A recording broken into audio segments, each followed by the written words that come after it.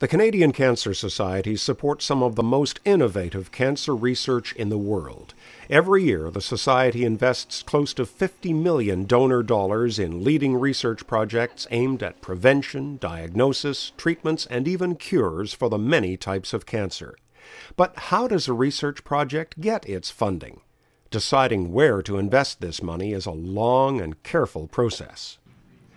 It starts when cancer experts from Canada, the United States, and Europe volunteer to review hundreds of proposals for Canadian Cancer Society funding.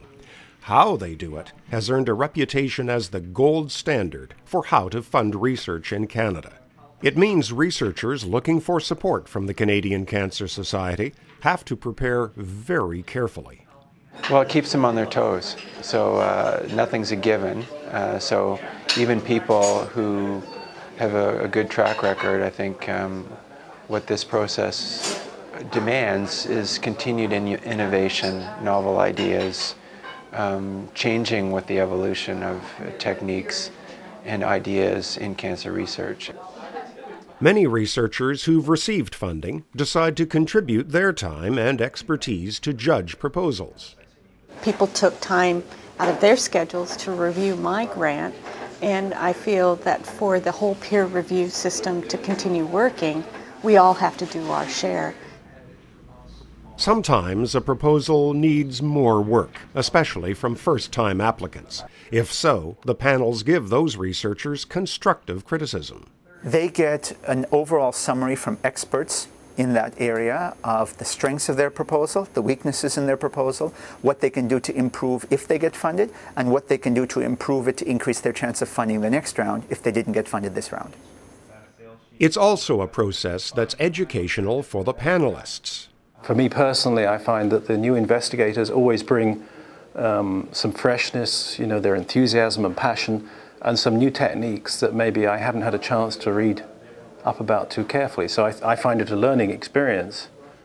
That learning experience crosses many borders. What happens here in Canada certainly influences what I do in the United States, and what happens in Europe. We're all working toward the same goal, so seeing what others are doing is critically important. Cancer research experts aren't the only participants. Each review panel has two community representatives, volunteers like cancer survivor Judy Needham. We can bring a mile-high, fresh eyes view, so to speak, to a lot of detailed work. And secondly, and perhaps most importantly, we can take a very strong message back to the communities that we represent in that there just isn't enough funding for the research that's happening. Even so, the donor dollars raised fund the best research in Canada. That's making a difference, and that reputation has gone global. Studies show Canadian researchers make more impact with their work than researchers in any other part of the world. How much more could be done if more funds were available?